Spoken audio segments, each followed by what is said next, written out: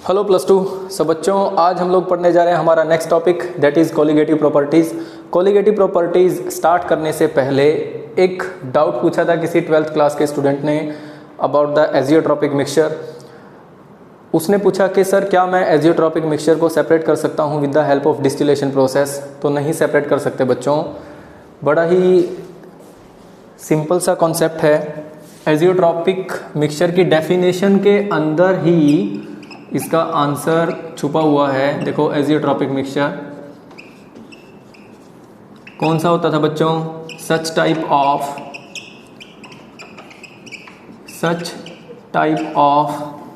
Liquid mixture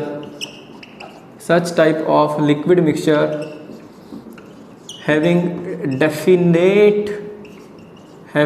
definite composition, जिसकी composition क्या होगी बच्चों? फिक्स होगी। And boiling like a pure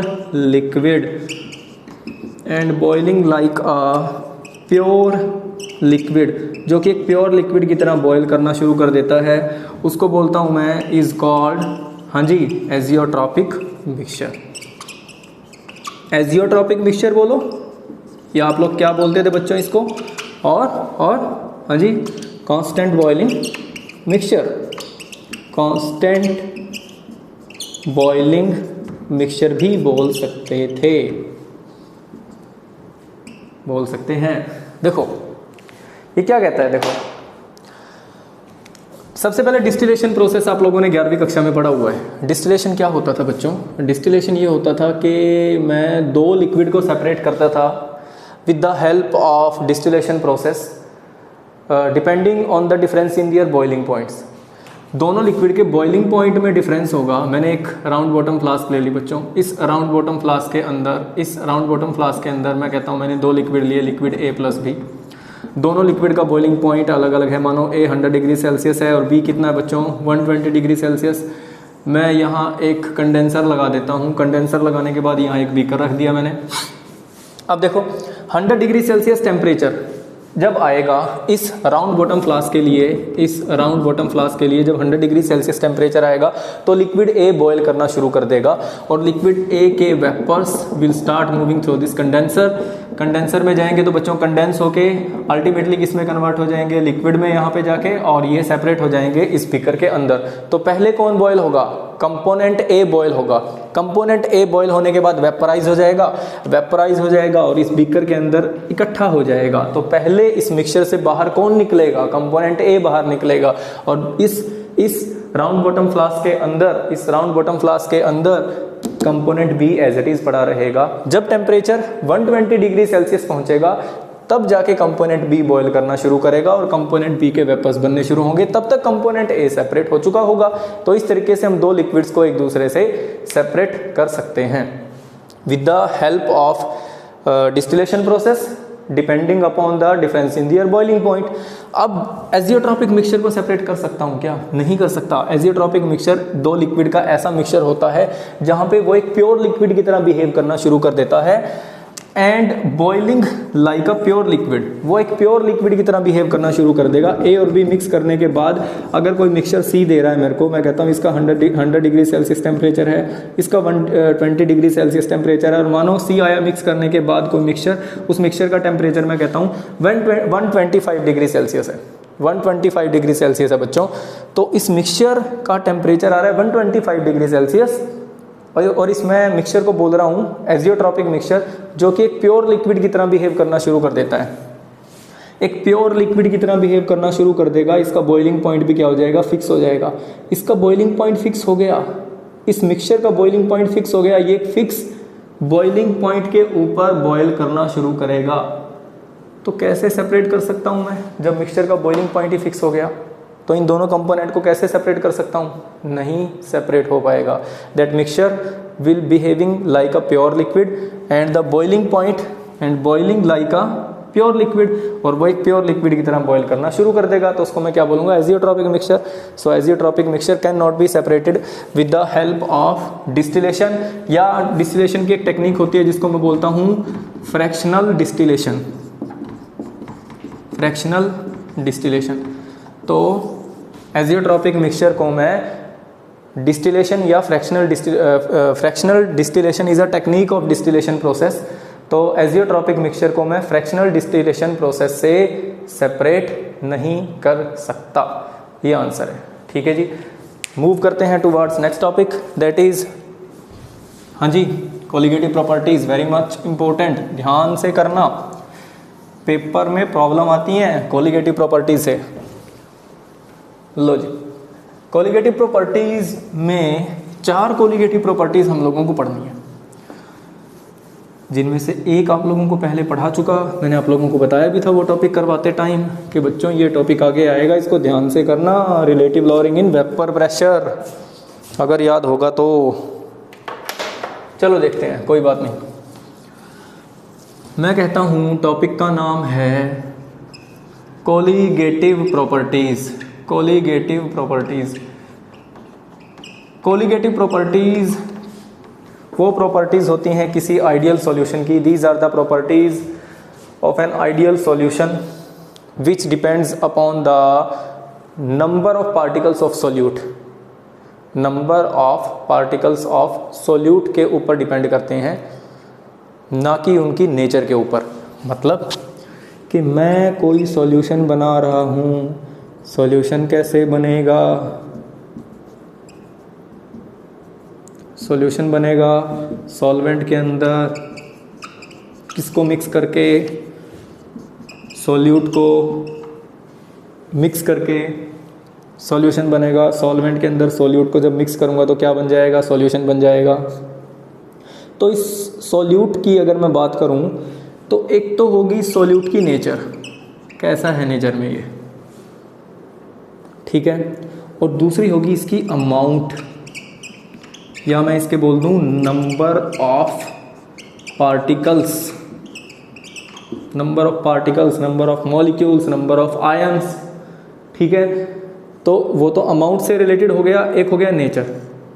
तो जो प्रॉपर्टीज़ इस चीज़ के ऊपर डिपेंड करेंगी कि किसी डेफिनेट अमाउंट ऑफ सॉल्वेंट के अंदर सॉल्यूशन बनाने के लिए, आइडियल सॉल्यूशन बनाने के लिए मैं सॉल्यूट की कितनी अमाउंट को डिसॉल्व कर रहा हूँ, सॉल्यूट के कितने नंबर ऑफ पार्टिकल्स को डिसॉल्व कर रहा हूँ, उस प्रॉपर्टी को बोला जाएगा कोलिगेटिव प्रॉपर्टी। और वो उसकी नेचर के ऊपर डिपेंड नहीं करेगी कि वो नेचर में कैसा है, नेचर पे डिपेंड नहीं करती। ये डिपेंड किस चीज़ पे करती होती हैं, अमाउंट पे, या मैं बोल दूं number of particles of that particular solute. तो मैं बोल दूंगा बच्चों डेफिनेशन क्या हो जाएगी, such type of properties of an ideal solution. Ideal solution के केस में कोलिगेटिव प्रॉपर्टीज की बात कर रहा हूं मैं, तो क्या लिखा जाएगा बच्चों, such type of properties of an ideal solution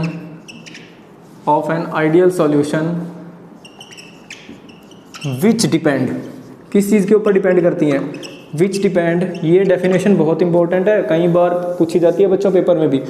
which depend upon number of particles of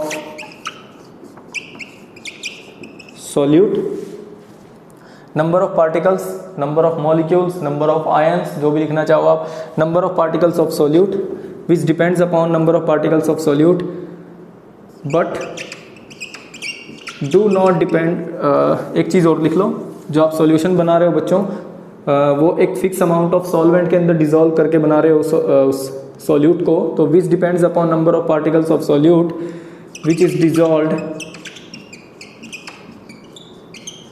in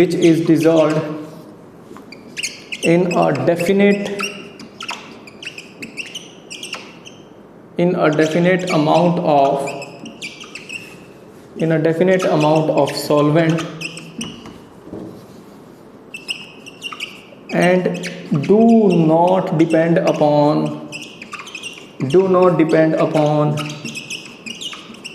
nature of solute, जो कि नेचर ऑफ सॉल्यूट पे डिपेंड नहीं करती। तो बड़ी सिंपल सी डेफिनेशन है, such type of properties of an ideal solution which depend upon number of particles of solute which is dissolved in a definite amount of solvent for the formation of an ideal solution and do not depend upon nature of solute, जो कि nature of solute पे depend नहीं करती। बस ये main line है, देखो इसके ऊपर ध्यान दो, depend upon number of particles of solute पे डिपेंड करती हैं and do not depend upon nature of solute, nature of solute पे डिपेंड नहीं करेंगी। These will depend upon the number of particles of solute. Colligative properties जो हम लोगों को पढ़नी है बच्चों, वो बेसिकली हम लोगों को पढ़नी है 4 कोलिगेटिव प्रॉपर्टीज। पहली कोलिगेटिव प्रॉपर्टी आप लोग पढ़ चुके हो, उसका नाम है relative lowering of vapour pressure. करवा चुका आप लोगों को relative lowering of vapour pressure, ठीक है। सेकंड कोलिगेटिव प्रॉपर्टी हम लोग पढ़ेंगे बच्चों elevation in boiling point, elevation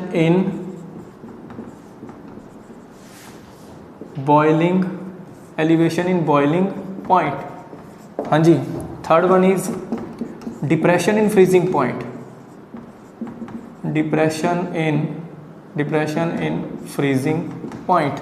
and the last one is बच्चों osmotic pressure. Very important colligative properties.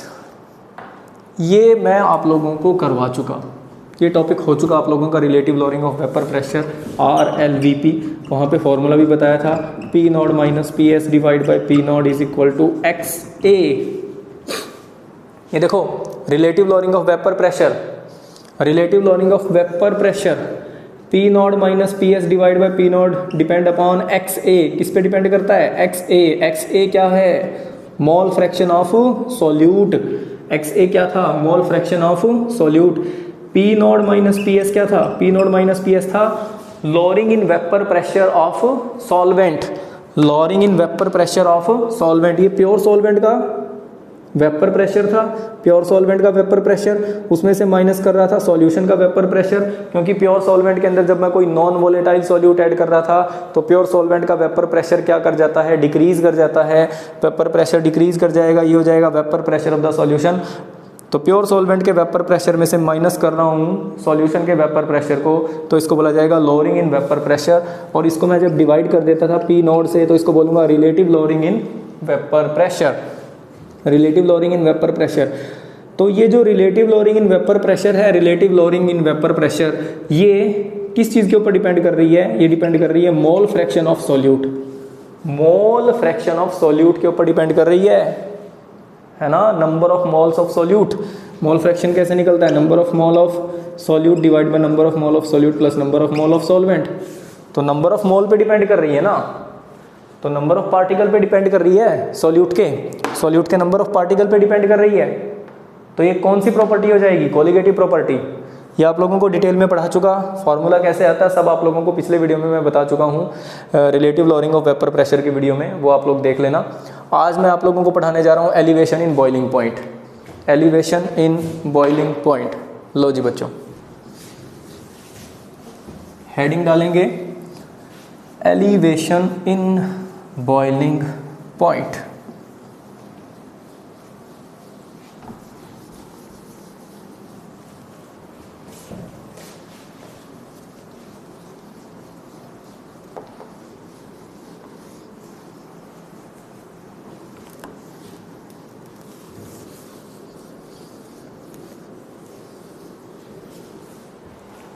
लो जी बच्चों, second colligative property that is elevation in boiling point, very much important, बहुत ध्यान से समझना। Elevation in boiling point. लो जी, ये क्या कहता है? सबसे पहले आप लोगों को बॉइलिंग पॉइंट की डेफिनेशन पता होनी चाहिए। बॉइलिंग पॉइंट क्या होता है? कोई पर्टिकुलर लिक्विड ले रहा हूँ किसी कंटेनर के अंदर, बहुत ध्यान से देखना इस चीज़ को। किसी कंटेनर के अंदर कोई पर्टिकुलर लिक्विड लिया, ये लिक्विड किसी एक पर्टिकुलर टेम्परेचर के ऊपर बॉयल करना शुरू करेगा। मानो मैंने वाटर ही ले लिया, वाटर ले लिया इसके अंदर, और वाटर 100 डिग्री सेल्सियस के ऊपर बॉयल करना शुरू करता है। 100 डिग्री सेल्सियस के ऊपर इसके जो वेपर्स होंगे, वो जो वेपर प्रेशर लगा रहे होंगे, ये जो इसके वेपर्स हैं, ये जो वेपर प्रेशर लगा रहे हैं एटमॉस्फेयर के ऊपर, ये वेपर प्रेशर एग्जैक्टली इक्वल हो जाता है एटमॉस्फेरिक प्रेशर के। बॉइलिंग पॉइंट की डेफिनेशन क्या है? Boiling point is that particular temperature for any liquid at which vapour pressure of the liquid becomes equal to atmospheric pressure. Repeat कर रहा हूँ, बड़ी सिंपल सी डेफिनेशन आप लोगों ने पढ़ी है +1 में भी बच्चों। बॉइलिंग पॉइंट क्या होता है? वो पर्टिकुलर टेम्परेचर होता है जिसके ऊपर किसी लिक्विड का वेपर प्रेशर एटमॉस्फेरिक प्रेशर के इक्वल हो जाता है, जिसके ऊपर किसी लिक्विड का वेपर प्रेशर एटमॉस्फेरिक प्रेशर के इक्वल हो जाता है। मानो मैं कहता हूँ कि ऊपर से 1 एटमॉस्फेरिक प्रेशर लग रहा है, 1 एटमॉस्फेयर प्रेशर लग रहा है, तो अगर 100 डिग्री सेल्सियस के ऊपर वाटर का जो वेपर प्रेशर होगा वो एग्जैक्टली कितना हो जाएगा? 1 एटमॉस्फेयर हो जाएगा। तो वो पर्टिकुलर टेम्परेचर जिसके ऊपर उस लिक्विड का वेपर प्रेशर एटमॉस्फेरिक प्रेशर के इक्वल हो जाए, उसको बोला जाएगा boiling point of that particular liquid. वो पर्टिकुलर टेम्परेचर जिसके ऊपर लिक्विड का वेपर प्रेशर एटमॉस्फेरिक प्रेशर के इक्वल हो जाए, उसको बोला जाएगा बच्चों boiling point of that particular liquid. तो बॉइलिंग पॉइंट की डेफिनेशन क्या हुई? सबसे पहले मैं ये लिखता हूँ, the temperature at which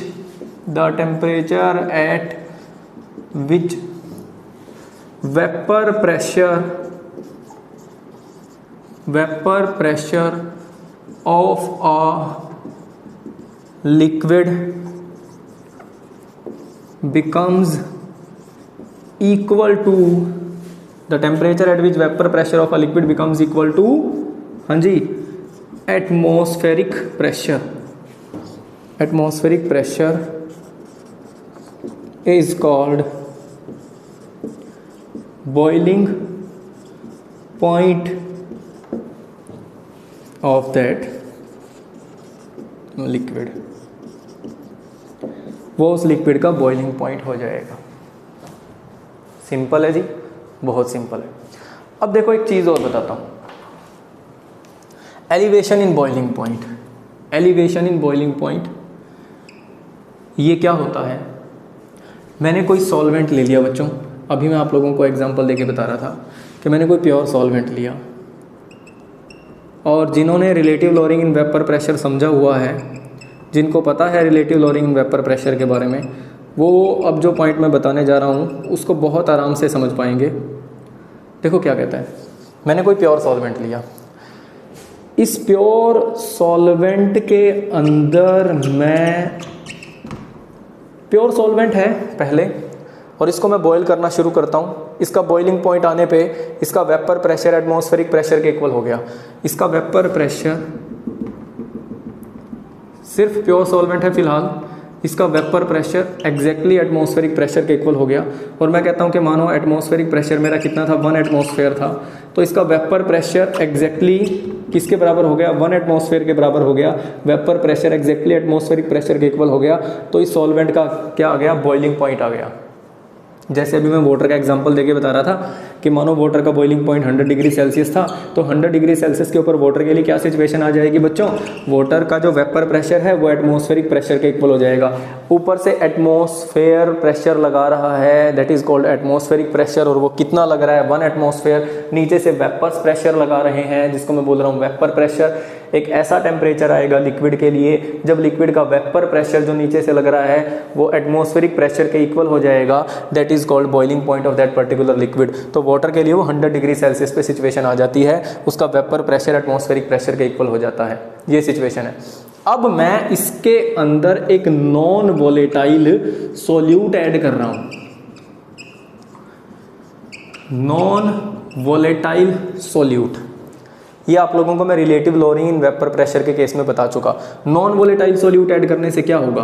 particle आएंगे तो वेपर्स बनने में दिक्कत आएगी। नॉन वोलेटाइल है, नॉन वोलेटाइल सॉल्यूट है ना, नॉन वोलेटाइल सॉल्यूट है तो ये वेपराइज नहीं होगा। एक तो ये खुद वेपराइज नहीं हो रहा, ऊपर से ये सॉल्वेंट के पार्टिकल्स को भी वेपराइज होने से रोक रहा है। तो नॉन वोलेटाइल सॉल्यूट ऐड करने के बाद जब सॉल्यूशन बनेगा तो सॉल्यूशन का वेपर प्रेशर कम हो जाएगा, as compare to the vapour pressure of the pure solvent. ये बताया था आप लोगों को relative lowering in vapour pressure में। ये लाइन ध्यान से सुनो, नॉन वोलेटाइल सॉल्यूट ऐड करने के बाद जो सॉल्यूशन बन के आएगा, सॉल्यूशन का वेपर प्रेशर कम हो जाएगा एज कंपेयर टू, क्योंकि नॉन वोलेटाइल सॉल्यूट ऐड करने से जब सॉल्यूशन बन जाएगा तो सॉल्यूशन के वेपर इतना इजीली नहीं बनेंगे जितना कि प्योर सॉल्वेंट के बन रहे थे, क्योंकि नॉन वोलेटाइल सॉल्यूट ना तो खुद वेपराइज होता, ना ही ये फिर आगे सॉल्वेंट के वेपराइज होने में भी दिक्कत खड़ी करता है। तो जो सॉल्यूशन बन के आएगा, अब जो सॉल्यूशन का वेपर प्रेशर होगा वो कम हो जाएगा as compare to pure solvent. तो नॉन वोलेटाइल सॉल्यूट ऐड करने से सॉल्वेंट का वेपर प्रेशर डिक्रीज कर जाएगा। प्योर सॉल्वेंट का वेपर प्रेशर ज़्यादा होगा, और जो सॉल्यूशन बन के आएगा नॉन वोलेटाइल सॉल्यूट ऐड करने से, उस सॉल्यूशन का वेपर प्रेशर क्या हो जाएगा, कम हो जाएगा। तो वेपर प्रेशर कम हो गया, वेपर प्रेशर घट गया, सॉल्यूशन का वेपर प्रेशर घट गया, लेकिन एटमॉस्फेयर का तो कितना है, वही 1 एटमॉस्फेयर। एटमॉस्फेयर कितना प्रेशर लगा रहा है बच्चों, 1 एटमॉस्फेरिक। तो अब वेपर प्रेशर घट गया सॉल्यूशन का, और मैं चाहता हूं कि इस सॉल्यूशन का वेपर प्रेशर दोबारा से कितना हो जाए, 1 एटमॉस्फेयर। तो 100 डिग्री सेल्सियस पे तो वो सिचुएशन आएगी नहीं।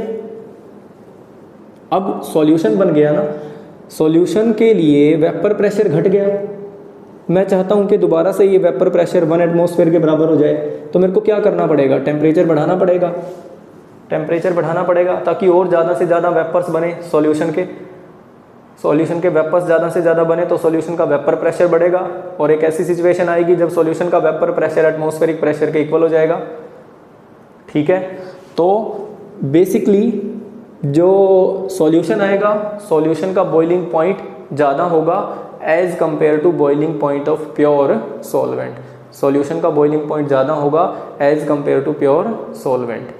प्योर सॉल्वेंट का वेपर प्रेशर ज़्यादा होगा, लेकिन सॉल्यूशन का बॉइलिंग पॉइंट ज़्यादा होगा।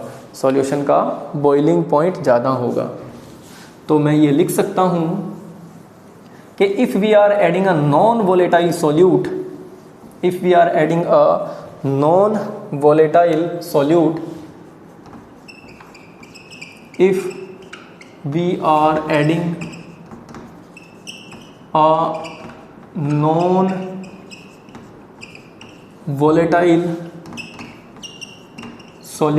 in a solvent, बच्चों ये मोस्ट इंपॉर्टेंट लाइन है, relative lowering in vapour pressure में पूरा कॉन्सेप्ट आप लोगों को डिटेल में समझा चुका। If we are adding a non volatile solute in a solvent, then it will decrease the vapour pressure. तो ये क्या करेगा, ये वेपर प्रेशर को डिक्रीज करेगा। Then it will decrease the vapour pressure of the solvent. तो ये solvent के वेपर प्रेशर को क्या कर देगा, डिक्रीज कर देगा। सो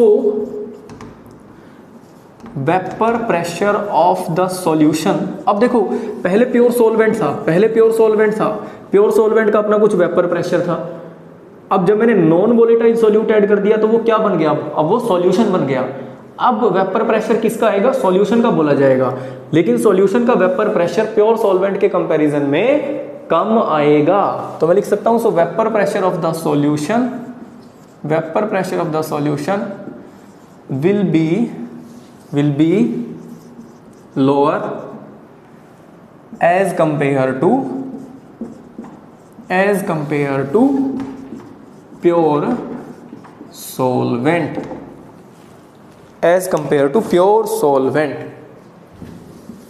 लो जी, प्योर सॉल्वेंट के कंपैरिजन में ये सार है, vapour pressure of the solution will be lower as compare to pure solvent, as compare to vapour pressure of pure solvent.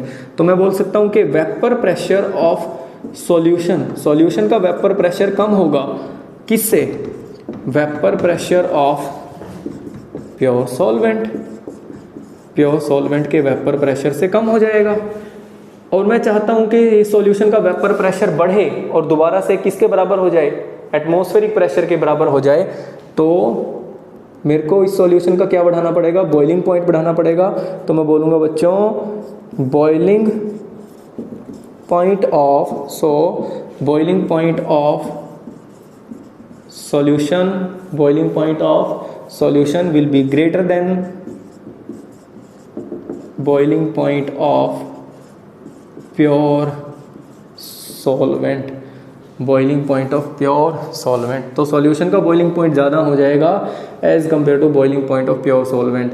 तो ये देखो सॉल्वेंट के अंदर नॉन वोलेटाइल सॉल्यूट ऐड करने से उसका बॉइलिंग पॉइंट चेंज हो गया और वो बढ़ गया। इसी को बोला जाएगा elevation in boiling point. So this is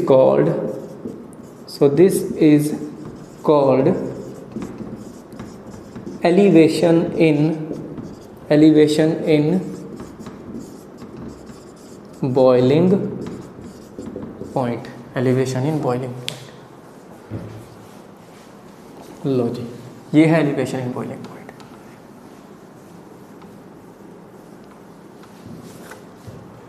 एक बार और थोड़ा सा मैं क्लियर करता हूँ, जिनको अभी भी ये बात क्लियर नहीं हो रही ध्यान से देखो बच्चों, एक बार और देखो इधर ध्यान से। जिनको relative lowering in vapour pressure, जिनको अभी ध्यान नहीं है, जिनको ध्यान है उनको बात समझ आ गई होगी। जिनको रिलेटिव लोअरिंग वेपर प्रेशर ध्यान नहीं है वो एक बार देखो इधर, दोबारा बताता हूँ, बहुत ध्यान से समझना। ये मैं प्योर सॉल्वेंट लिया, मैंने कोई भी प्योर सॉल्वेंट लिया, जैसे मैं अभी एग्जांपल ले रहा था, मैं वाटर लिया था मैंने, ठीक है, और इसका बॉइलिंग पॉइंट कितना था 100 डिग्री सेल्सियस। 100 डिग्री सेल्सियस के ऊपर इसके वेपर्स बने, वेपर्स कुछ ना कुछ प्रेशर लगाएंगे, उसको बोला जाएगा वेपर प्रेशर। ऊपर से एटमॉस्फेयर कुछ ना कुछ प्रेशर लगाएगा, जिसको मैं बोलूँगा एटमॉस्फेरिक प्रेशर, और वो कितना था 1 एटमॉस्फेयर लगा रहा था। क्लियर है जी। अब प्योर सॉल्वेंट था स्टार्टिंग में, मैं इसको हीट कर रहा था, नीचे से मैं इसको टेम्परेचर दे रहा था, टेम्परेचर देने से इसके वेपर्स बन रहे थे, और वेपर्स कुछ प्रेशर लगा रहे थे, जिसको मैं वेपर प्रेशर बोल रहा था। ऊपर से एटमॉस्फेयर कुछ प्रेशर लगा रहा था, जिसको मैं क्या बोल रहा था, एटमॉस्फेरिक प्रेशर। एक ऐसी सिचुएशन आएगी जिस पे vapour pressure will be equal to atmospheric pressure, ठीक है। तो वेपर प्रेशर बेसिकली यहाँ पे एटमॉस्फेरिक प्रेशर कितना है 1 एटमॉस्फेयर, उसके इक्वल हो जाएगा।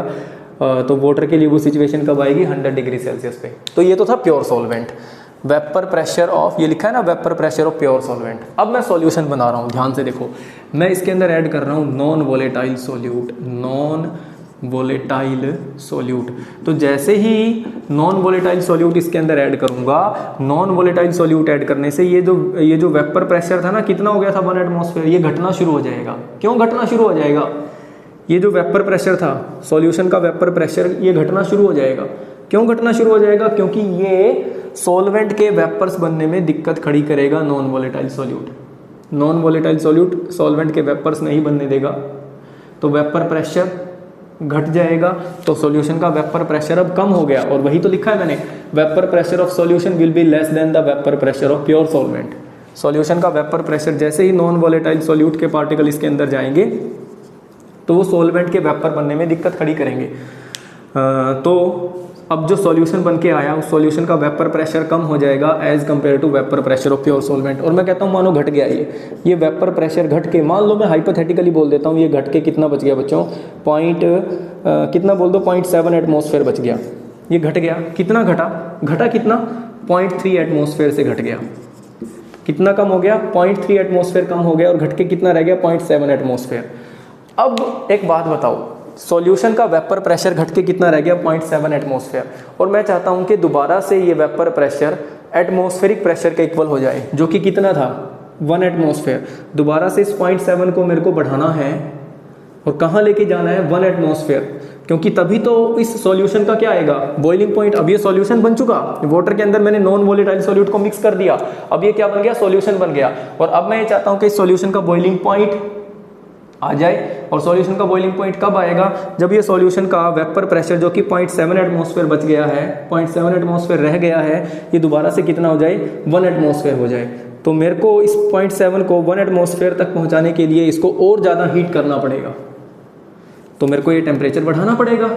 बढ़ा के मानो मैं कहता हूँ मैंने कितना कर दिया, बढ़ा के मैं कहता हूँ मानो मैंने 104 डिग्री सेल्सियस कर दिया।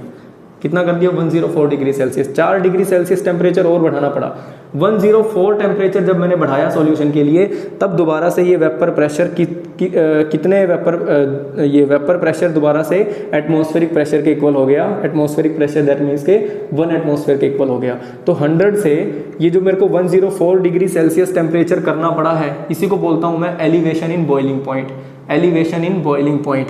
तो इसलिए बोल रहा हूँ कि बॉइलिंग पॉइंट जो सॉल्यूशन का है, ये सॉल्यूशन का बॉइलिंग पॉइंट हो जाएगा कितना 104 डिग्री सेल्सियस। तो boiling point of solution will be greater than the boiling point of the pure solvent.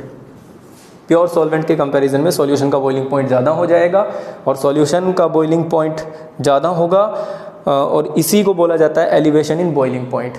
कि प्योर सॉल्वेंट का बॉइलिंग पॉइंट कम है, वो बढ़ के ज़्यादा हो गया in case of solution, and this is called elevation in boiling point.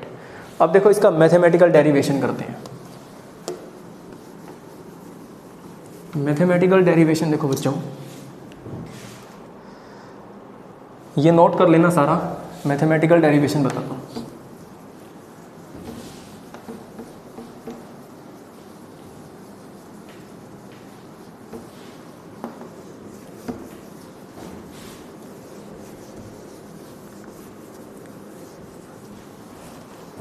लो जी, मैं कहता हूँ इसका डेरिवेशन। फॉर्मूला आता है इसका एलिवेशन इन बॉइलिंग पॉइंट का, जो फॉर्मूला हम लोग यूज़ करते हैं, that is delta T B is equal to K B into M. M यहाँ पे होता है बच्चों मोलैलिटी। मोलैलिटी ये फार्मूला निकालना है हम लोगों को। Delta T B is equal to K B into M. देखो मैं एक ग्राफ बना रहा हूँ, और ये ग्राफ बना रहा हूँ वेपर प्रेशर और टेम्परेचर के बीच में। मैं कोई स्टार्टिंग में मैंने कोई प्योर सॉल्वेंट लिया था, जैसे कि मैंने क्या लिया था, वाटर लिया था। वाटर के लिए ग्राफ कुछ ऐसे आया। ये देखो जैसे जैसे मैं टेम्परेचर बढ़ाता जा रहा हूँ, यहाँ पे जो टेम्परेचर था इसके अकॉर्डिंग कुछ ना कुछ इसका वेपर प्रेशर होगा, कुछ ना कुछ इसका वेपर प्रेशर होगा। मैंने और टेम्परेचर बढ़ाया, वेपर प्रेशर बढ़ा, टेम्परेचर बढ़ाया, वेपर प्रेशर बढ़ा, टेम्परेचर बढ़ाया, वेपर प्रेशर बढ़ा। ये देखो वेपर प्रेशर बढ़ रहा है with respect to temperature, vapour pressure बढ़ा विद रिस्पेक्ट टू टेम्परेचर, और ये आ गई यहाँ पे इसकी peak value with respect to this temperature, with respect to this temperature. तो इस टेम्परेचर के ऊपर इसका जो वेपर प्रेशर है, ये सॉल्वेंट का, ये जो लाइन मैंने खींची है, ये मैं प्योर सॉल्वेंट के लिए खींच रहा हूँ। इस सॉल्वेंट का वेपर प्रेशर एटमॉस्फेरिक प्रेशर के इक्वल हो गया। यहाँ पे जो प्रेशर होगा उसको मैं बोल दूंगा एटमॉस्फेरिक प्रेशर। तो ये पॉइंट जो नीचे आएगा यहाँ टेम्परेचर का, ये इसका क्या हो जाएगा, बॉइलिंग पॉइंट। क्या होगा बच्चों, बॉइलिंग पॉइंट हो जाएगा ना। देखो दोबारा बनाता हूँ, ये हो जाएगा इसका बॉइलिंग पॉइंट। तो ये प्योर सॉल्वेंट का मैंने ग्राफ बनाया है, और प्योर सॉल्वेंट के लिए बच्चों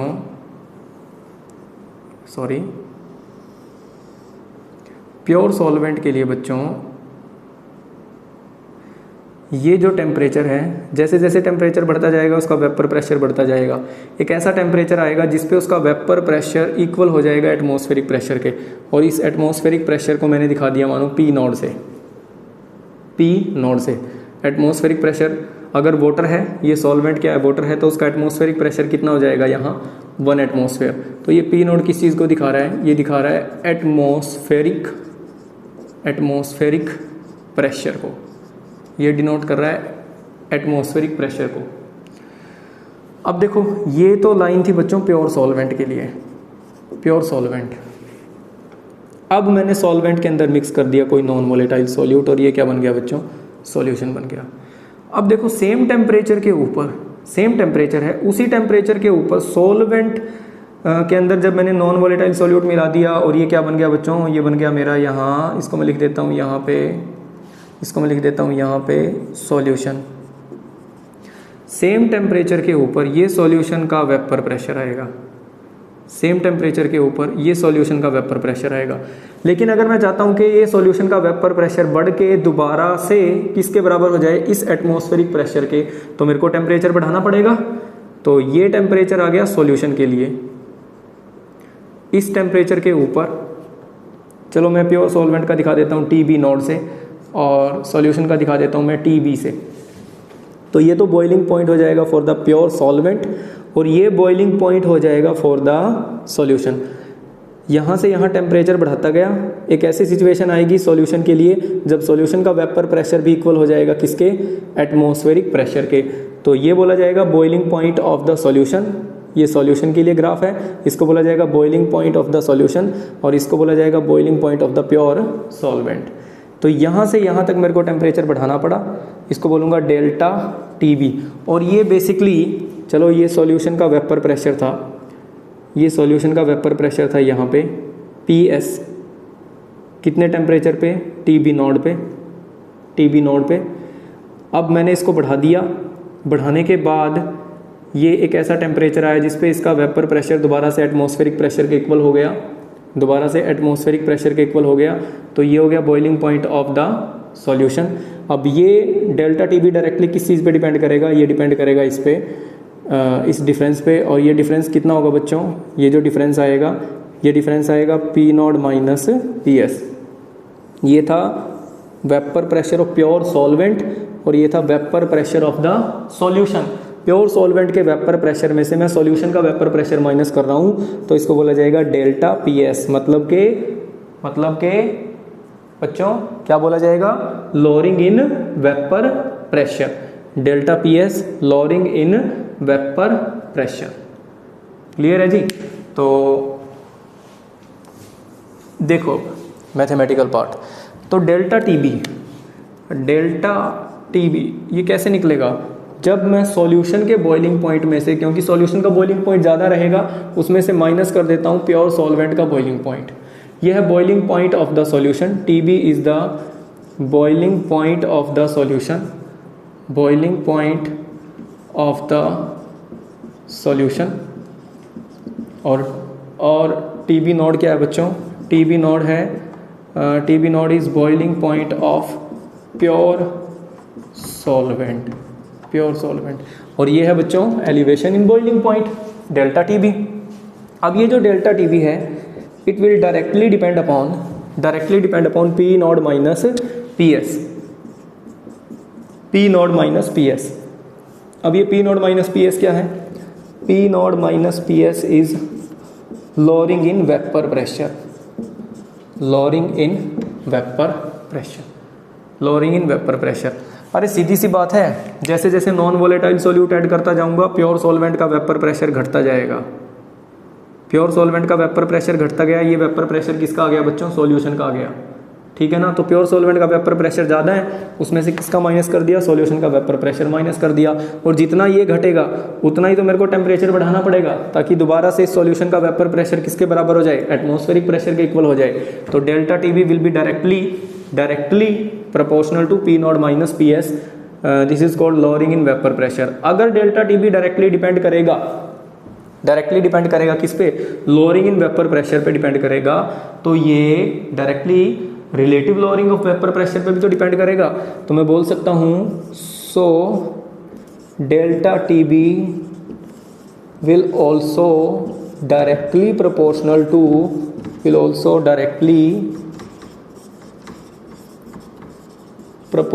to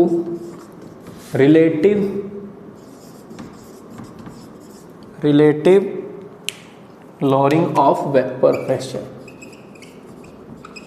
relative lowering of vapor pressure। जब ये लॉरिंग इन वेपर प्रेशर के डायरेक्टली प्रोपोर्शनल है, तो ये relative lowering of vapour pressure के भी डायरेक्टली प्रोपोर्शनल आएगा। तो मैं इसको लिख सकता हूँ, delta TB will directly depend upon P0 minus PS divide by P0। अब ये क्या था, relative lowering in vapour pressure, relative lowering in vapour pressure. और relative lowering in vapour pressure किसके बराबर था, ये बराबर था मोल फ्रैक्शन ऑफ सॉल्यूट के, मोल फ्रैक्शन ऑफ सॉल्यूट के।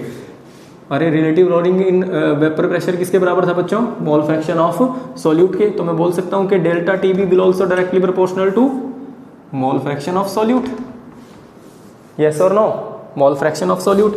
डायरेक्टली प्रोपोर्शनल का साइन हटाने के लिए डेल्टा TB, और मैंने यहाँ कोई कांस्टेंट लगा दिया बच्चों, delta TB will be equal to any constant K into XA। XA क्या है? Mole fraction of solute. XA कैसे लिखा जाएगा? Number of mole of solute divide by number of mole of solute plus number of mole of solvent, number of mole of solvent. अगर मैं ये कह रहा हूं कि मैं कोई डाइल्यूट सॉल्यूशन ले रहा हूं, फॉर अ डाइल्यूट सॉल्यूशन मतलब के सॉल्यूट की अमाउंट नेग्लिजिबल होगी एज कंपेयर टू सॉल्वेंट, यानी डाइल्यूट सॉल्यूशन के केस में क्या कर दूंगा, Na will be less than as compare to Nb। Solute के नंबर ऑफ मोल कम होंगे as compare to number of mole of solvent. So delta Tb क्या हो जाएगा? डेल्टा Tb हो जाएगा K into Na divide by Nb। लिख सकता हूं ना बच्चों, number of mole of solute divide by number of mole of solvent. तो इसको ऐसे भी लिख सकता हूं, K into number of mole of solute divide bye, ध्यान से देखना अभी, number of mole of solvent. इसको कैसे लिखा जाएगा? Given mass of solvent divide by molar mass of solvent. ये है given mass of solvent divide by molar mass of solvent, और मोलर मास ऑफ सॉल्वेंट चला जाएगा ऊपर, तो delta Tb is equal to K into ये आ जाएगा molar mass of solvent, ऊपर जाएगा, मैं इसको आगे लिख देता हूँ, इंटू इसको लिख सकता हूँ number of mole of solute divide by mass of solvent. ध्यान से देखो इस चीज़ को, delta Tb is equal to K, ये जो मोलर मास है सॉल्वेंट का ये मैंने ऊपर लिख दिया, इसको मैंने आगे लिख दिया यहाँ, K into Mb into number of mole of solute divide bye given mass of solvent. अब ये देखो क्या है, ये मोलैलिटी है कि नहीं है?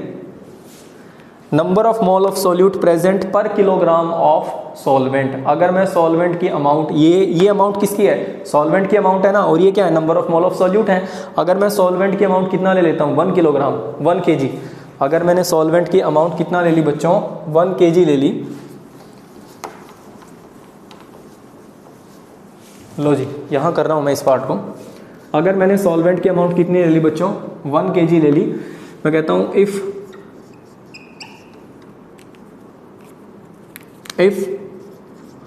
सॉल्वेंट इज 1 किलोग्राम, सॉल्वेंट की अमाउंट मैंने 1 किलोग्राम ले ली, तो number of mole of solute present per kilogram of solvent, इसको क्या बोला जाएगा? Molality. So delta Tb is equal to K into Mb into M आ गया। M क्या होती है? मोलैलिटी। और ये देखो K भी कांस्टेंट है और Mb क्या है? Molecular mass of solvent. जैसे अगर मैंने वाटर ले लिया, लिया है सॉल्वेंट, तो सॉल्वेंट का मोलिकुलर मास हमेशा क्या रहेगा? 18 ग्राम पर मोल, ये तो फिक्स रहेगा। तो ये भी कांस्टेंट, ये भी कांस्टेंट, और दोनों कांस्टेंट की मल्टीप्लिकेशन होने के बाद एक नया कांस्टेंट आ जाएगा बच्चों। मैं लिख देता हूँ एज Mb, मतलब कि molecular mass of solvent is constant. तो कांस्टेंट को कांस्टेंट से मल्टीप्लाई करके एक नया कांस्टेंट, इसको मैं बोल देता हूँ Kb इंटू M। तो इसको बोला जाएगा बच्चों कांस्टेंट। कौन सा कांस्टेंट? इसको बोला जाता है बच्चों मोलल एलिवेशन कांस्टेंट।